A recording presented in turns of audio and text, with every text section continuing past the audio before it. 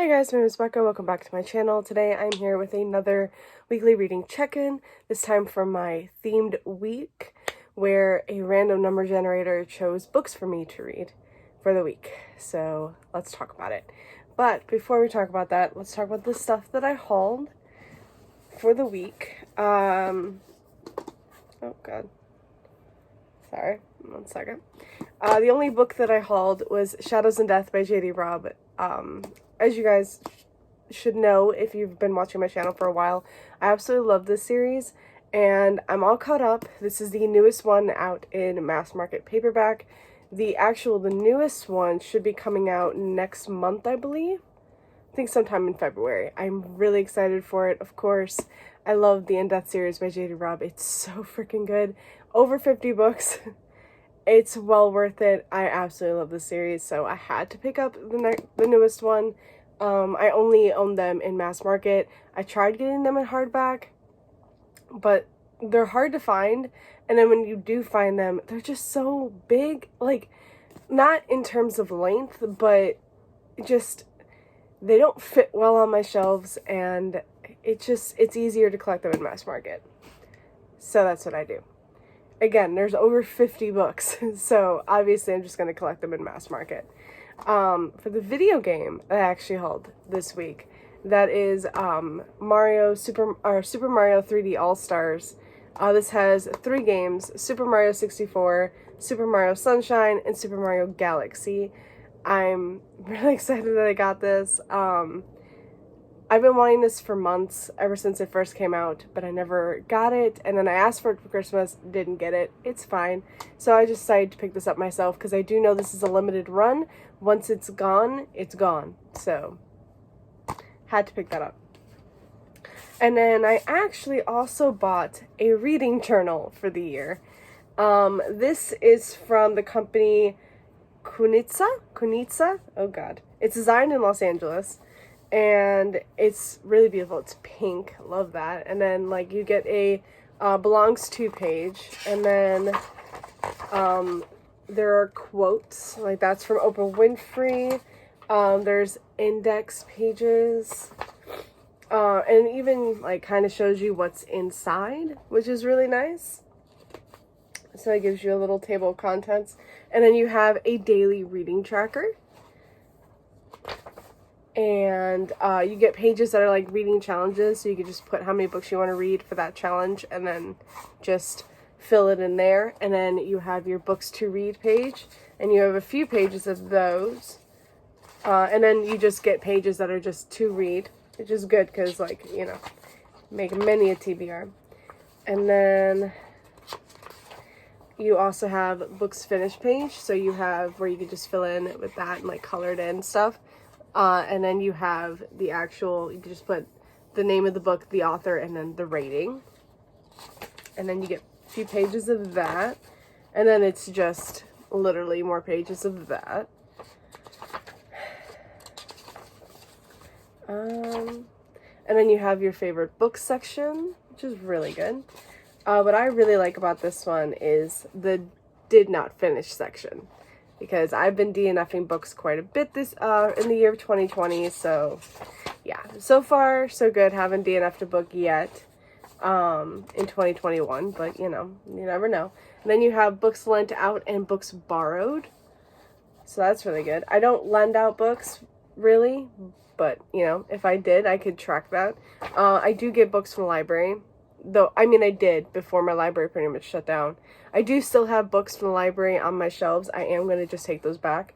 I've just been getting electronic ones, and my Libby app tracks all that, so I don't really have to worry about that. But if I do get physical ones again, it'll be really good to put that in there because, yeah, I don't really track that well.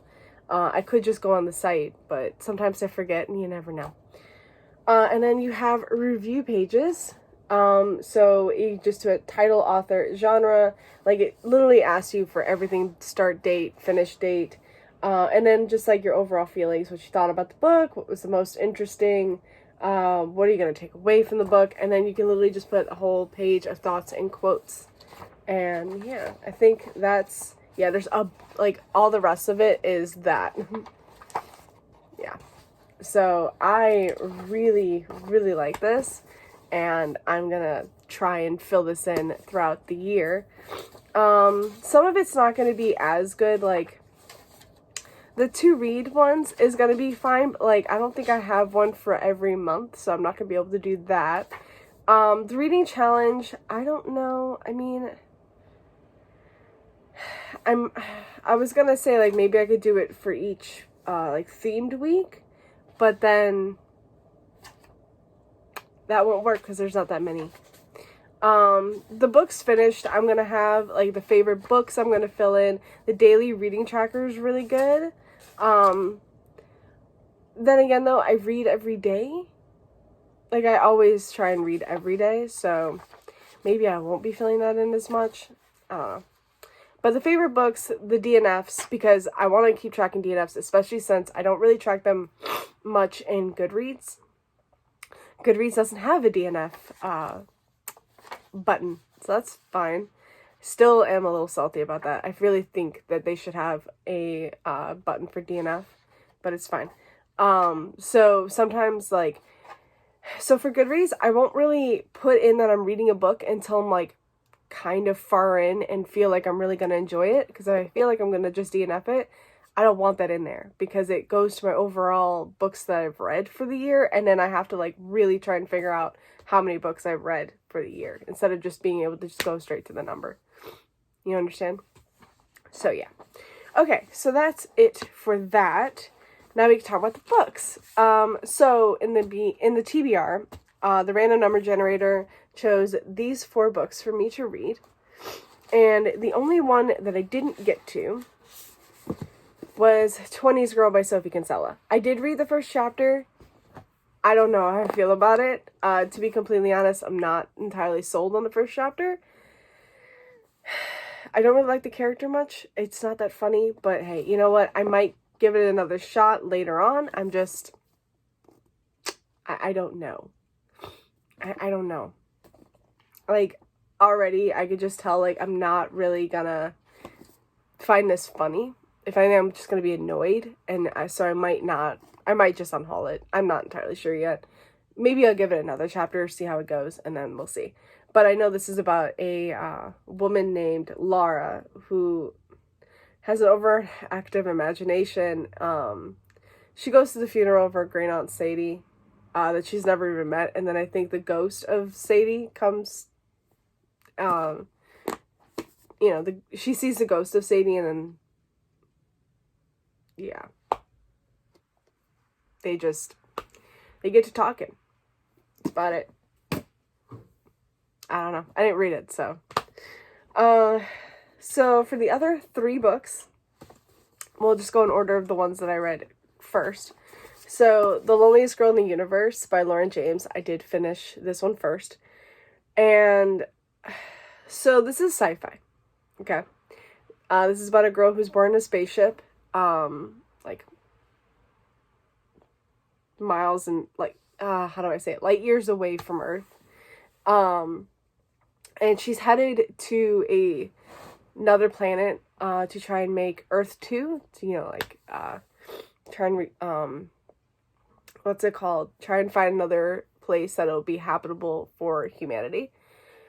And what's it called? Her parents end up dying on the ship along with the other crew members, so she is all alone. And then years later, after everything happened, they send another spaceship up to join her, and her and the other commander on the ship end up getting to talking, because she's never known another human other than her parents, and she hasn't really talked to anyone on Earth other than this woman named Molly, who's kind of just been like helping her through everything, because she's alone now and she lost her parents and it's really bad. And then so our main character ends up watching this show, writing fan fiction for the show. She's obsessed. It's great. And then her and the commander start talking of the other ship. I'm not explaining this well. But they start talking, they start getting to know each other. The messages, because they have to message each other, it takes months before each message gets to the other. So that's always fun. And yeah, I mean, the other ship is on its way to her. That's really all I can say. I gave this 3 stars. I didn't love it. It was interesting. I don't love sci-fi. That's the main biggest thing. I think if this was a show, I probably would have really liked it. Because I really like sci-fi shows and movies, but not so much books. Shit just goes over my head, and it's so much easier to understand when you're watching it than when you're reading it, for some reason. I will say it got really interesting towards like farther into the middle towards the end. I kind of like saw that coming, but it was still like, okay, this is kind of going well. But I still just gave it 3 stars because I was just like, okay, I mean, it was fine. It was fine. The main character was all right. I understood her. I felt bad for her. I mean, she's all alone. She's never known any other human other than, the people on the ship that are gone. And she's been alone for years trying to command this ship that she doesn't really know well, but she's doing it anyway. And, I mean, what can you do? I get it. 3 stars. Alright. Then I read Gods of Jade and Shadow by Sylvia Marina Garcia. This is about a girl named Cassiopeia who is part of this family that are assholes, and they treat her like shit. And she's kind of... So what happened was, her mother was like the favorite daughter. She ran away with this guy that, her father didn't want her to. Got married, got pregnant. The man died. So now her and Cassiopeia are, coming back to this family, begging them to take them back. And they're allowed back, but only if they work, to keep their place. And they're treated like shit. And one day, Cassiopeia is in her grandfather's room, and she finds his chest. She opens it, and she finds bones. And when she touches it, touches the bones, a bone shard goes into her finger, and a god is resurrected. And this god is siphoning off of her in order to survive and be able to walk on, human land. He is from the underground, Xibalba, where him and other gods live. And his brother betrayed him and took his throne, killed him, took his throne and everything. And now the god's name is Hunkame, that is resurrected. He wants his throne back. He wants to get revenge on his brother, but he needs Cassiopeia. He needs her help. And he needs to be able to feed off of her in order to be able to survive on human land and get back missing pieces of his body in order to take back his throne. This was good. Again, I gave it I give it more of a 3.5 star. I really wanted to love this. I love the writing. I will say the writing was great. I love the characters. The ending just didn't do it for me.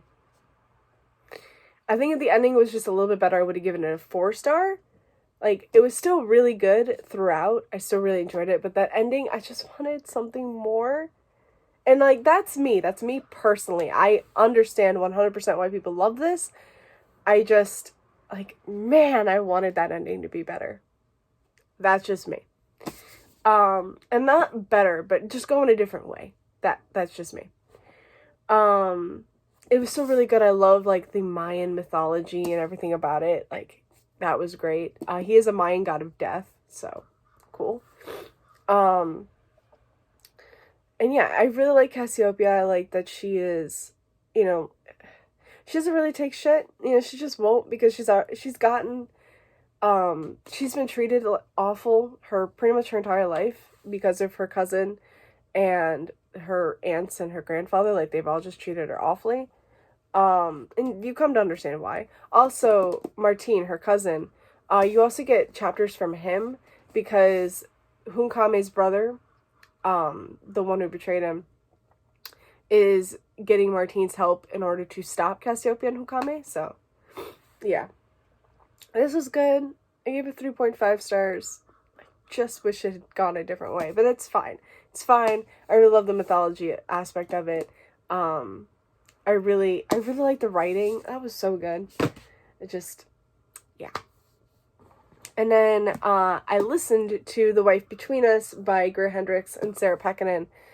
This one is a, like, thriller, and I don't know how to explain this without, like, okay. I'm just gonna read the back, because that's the only way I'm gonna be able to talk about this. So, when you read this book, you will make many assumptions. You will assume you are reading about a jealous ex-wife. You will assume she is obsessed with a replacement, a beautiful younger woman who is about to marry the man they both love. You will assume you know the anatomy of this tangled love triangle. Assume nothing. Twisted and deliciously chilling, The Wife Between Us deftly explores the hidden complexities of marriage and the dangerous truths we ignore in the name of love. Read between the lies. And it's a psychological thriller. It's really good. I gave this 4 stars. I really enjoyed this. I thought I kind of knew what was happening. Like, I thought I kind of knew what was going on, and then, like, a twist would show up, and I'd be like, okay, this is good. And then another twist would come, and then at the very end, another twist came, and I was just like, seriously? Okay, yeah.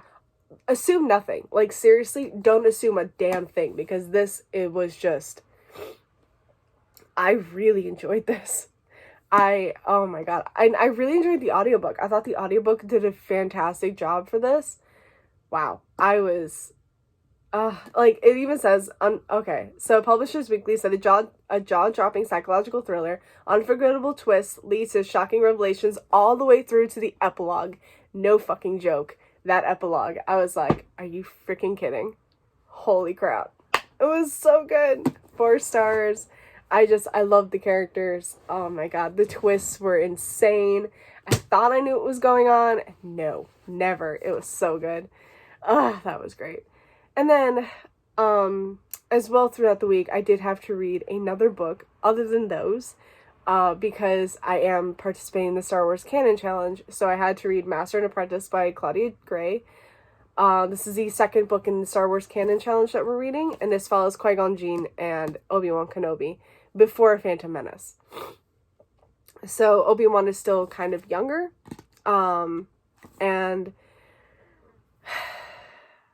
I don't really know how to explain this one. Like,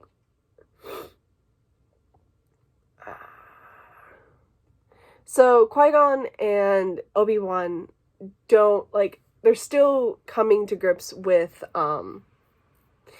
being Master and Padawan.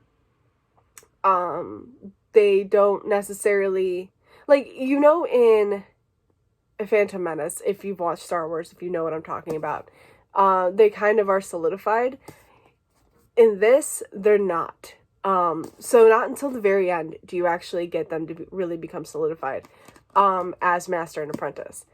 And this one, they're still working on things. Qui-Gon has just been offered to become a part of the Jedi Council, and in doing so, if he would accept that, he would have to give up Obi-Wan as his Padawan and give him to another Jedi Knight, a Jedi Master. And Obi-Wan feels betrayed by this, but also has to come to grips with, you know, this would be good for Qui-Gon, but, you know, they still, yeah, it's just, they also have a mission to go to Pijali. Oh my god. Yeah. Pijal? Maybe it's Pijal. And they have to try and make sure that this treaty goes through without a hitch. But there are opposition that are trying to stop this treaty from happening. and throughout the book you come to figure out why. There's also jewel thieves you learn that you come to meet that become integral into this, in this book. But yeah, I really enjoyed this. I gave it 3.5 stars. I really love Obi-Wan and Qui-Gon. And I can't wait to read the next book, which is Thrawn. So that's going to be good. That's actually this week, starting tomorrow, I think. So yeah, I finished this a little early, so that's nice. But yeah, that's all the books that I read for this week. The 3 books for my themed week, and then 1 extra. So yeah, I think I did great. I didn't read books that I absolutely loved. I would have loved to have a 5-star, but it's okay. I did have a 4-star with the one I didn't think I would really love, but I came to really love. Like, I really thought, so to be honest, I thought if anything, if I did get to these, so if I got to this, I thought these 3 would be the ones I maybe liked.